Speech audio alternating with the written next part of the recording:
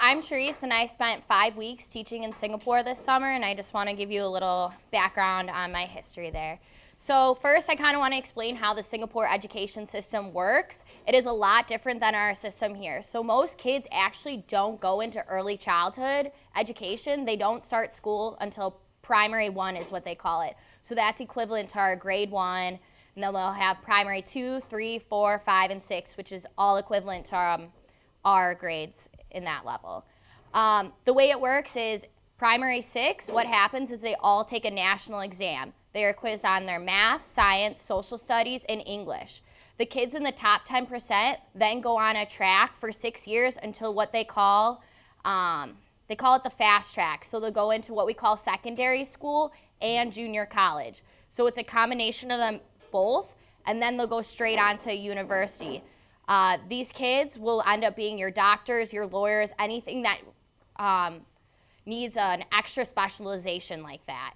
The next group of kids will be kind of your normal range kids. So they'll go straight on to secondary school for 4 years. Again, they'll take the top 10% from those kids, and they will place them into junior college. And then those kids in junior college will go on to the university. Finally, we have what we call, then we have what we call specialized schools. So for the kids who are really good at math and science, but struggle in social studies and English, they'll have schools to place them that really concentrate on that. And they'll spend 4 years there, and then they'll go on to university that really focuses on engineering or computer programming. So that's kind of what their career path will look like. Finally, they'll also have people who are really good at sports. So I don't know if you saw, Singapore won their first gold medal this year. So they actually have a school where they send their sports athletes. Then they have their artists, musicians. Their idea is to really focus on, you all have a special gift, and we're going to hone in on that. And then finally, for those who don't score so well, they go into what we call a technological school. So this is very hands-on. They'll learn everything. They'll learn cooking, cleaning, mechanics. So they'll end up being your cooks at the stalls where they eat food, your janitors at schools, your maintenance team, or they'll even be electricians or mechanics. The idea is that Singapore has no natural resources. So their idea is their human beings are their natural resources, so they need to focus on giving everybody an education, and they don't want those people to be depending on the government for money. So they take this education system and make sure when everybody's done, they all have a job. So this is actually a prolonged process compared to us in the United States. So most girls graduate at age 24, where the guys graduate at age 26. The 2-year gap is because the men are required to serve 2 years in the military at age 18, again, as giving back to their country. There's a huge national pride, and that they all should contribute to the government. So I was stationed at Kerming Primary School.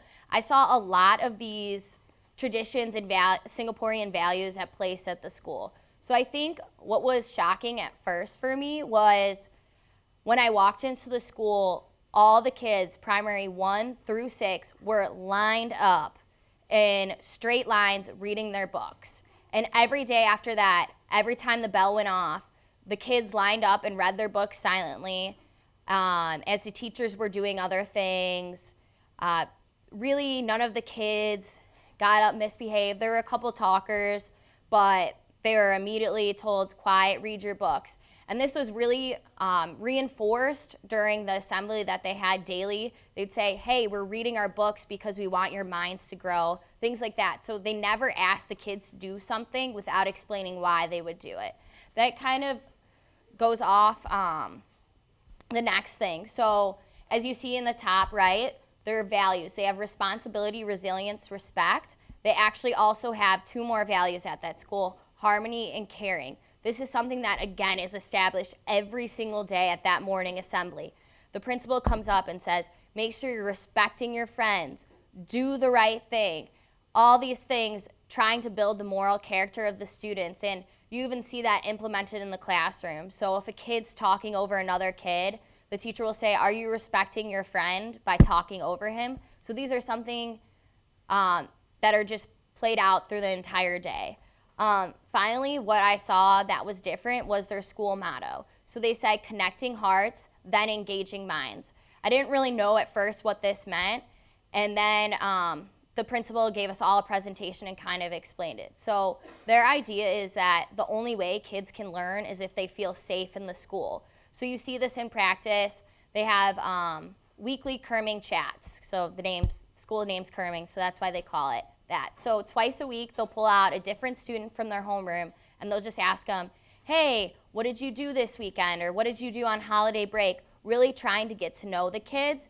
And the idea is that not only will the kids perform better in class because they feel more comfortable by the teacher, but also it's shown that the kids respect the teacher more because they see him on a more relationship basis rather than, oh, that's my teacher, she's super scary and like things like that. So they build a relationship with them, and they're more willing to ask questions when they're struggling to get help. I think something that was really challenging at first was the idea of being a part of so many different cultures in one setting. I've never really had to deal with the idea of offending someone's culture, so I got that my first day there as well. So we were asked to observe teachers' classrooms and kind of take notes about it. Something that was really different is I took notes like, oh, I thought it was really great that the teacher did this, or I thought it was cool when they did this.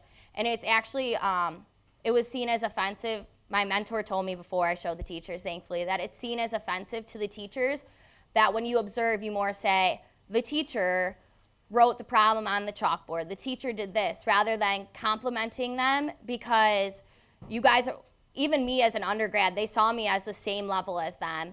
And the idea is that we're not supposed to comment on each other's teaching, but rather work as a team. Something also really unique about the idea that there were so many cultures mixed all together is, again, going back to that core value of harmony. Something I saw in the school is every single week, each grade level has an assembly teaching them about these values.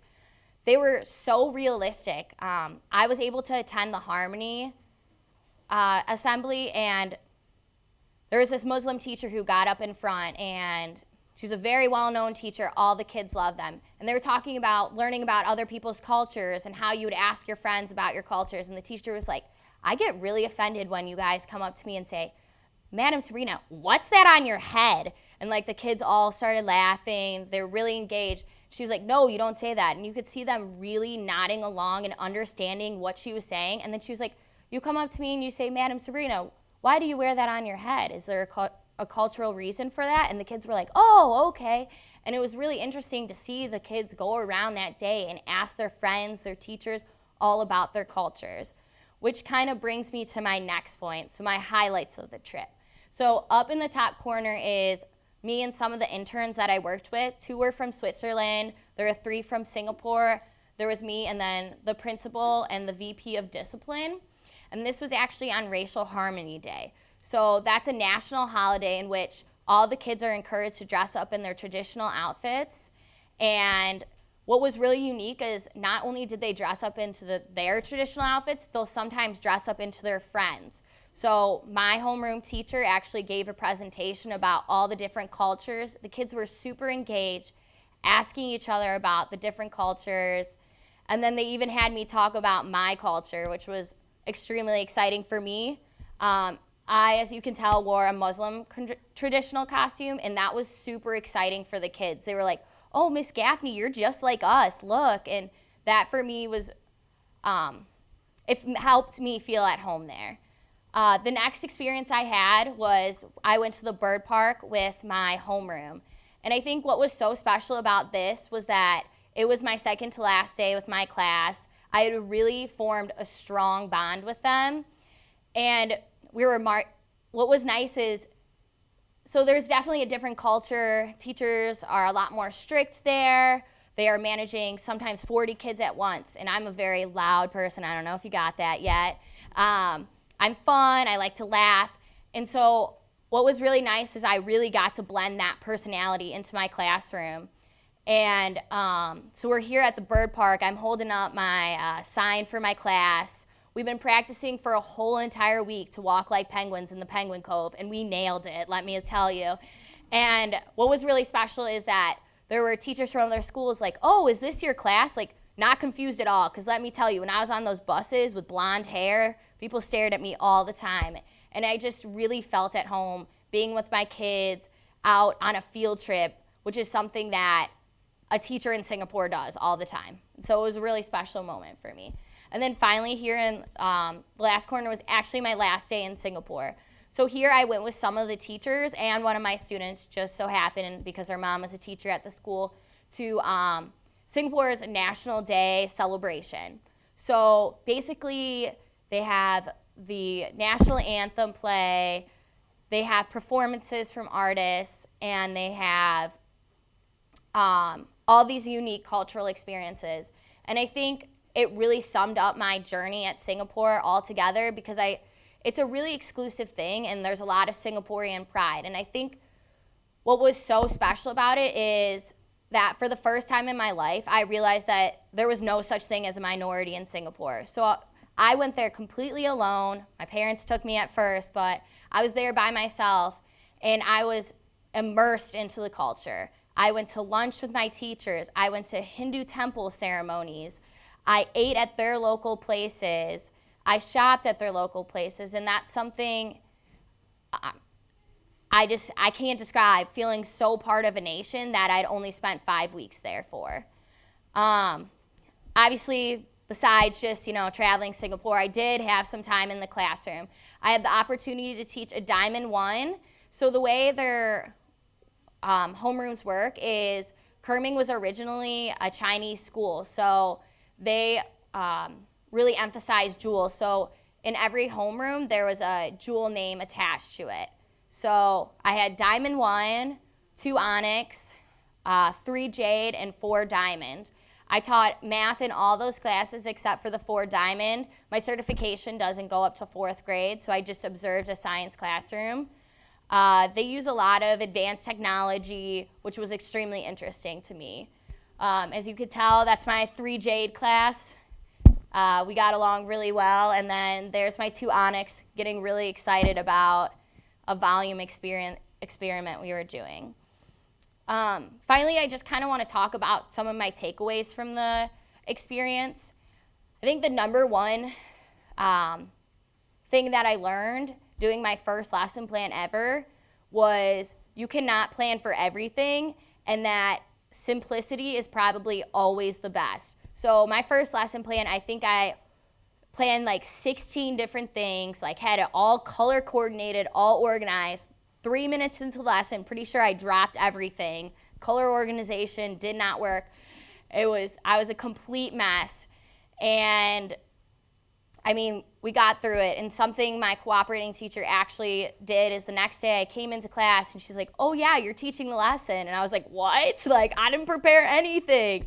And it actually went a lot more smoothly. The kids, I noticed, were a lot more engaged when I wasn't so focused on executing this lesson plan and doing this. And so it also just taught me that things don't always go as you plan. And then the final thing I want to end with is something that my 3 lessons that I think I really learned from my homeroom. So as you can tell, this is my homeroom saying goodbye. Hopefully you can't tell I was crying. But something they really taught me is honesty is the best policy. So I had one little girl. So as you can tell, testing is really important in Singapore. And she had gotten perfect marks on her paper. And we go over text corrections so that the kids know what they did wrong. And while we were going over test corrections, she noticed that the teacher marked something right that was wrong. Most of these kids actually don't pay attention during test corrections, so not that much different than American kids. And this girl raised her hand and said, "Madam Sabrina and Miss Gaffney, you marked this right and I got it wrong." And so the teacher took off a point and she got a 29 out of 30. And let me tell you, that would have been devastating for me. But I went to her and I complimented her on that action. She said, "Miss Gaffney, I could never disrespect you and lie to you like that."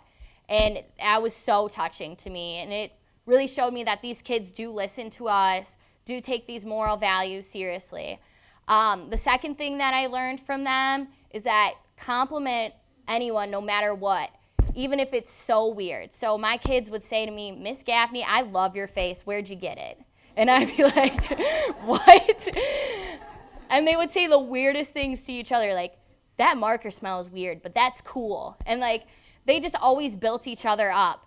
And every time they complimented you, it wasn't like snarky or to be mean. It was like pure and happy. And so they kind of taught me, like, if I think their ponytail is kind of weird, but it looks cool too, I should probably just tell them because it'll make them really happy.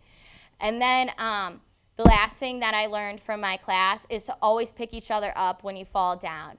Something that was so unique about my class is you can tell it was really hard to say goodbye, but every time a kid started crying or I started crying, they were really hugging each other saying, it's okay, like Miss Gaffney will be in our heart forever, or she'll be in your heart forever. And it was something that was so touching and something I will never forget in my entire life. So those were my takeaways. If you guys have any questions, thank you.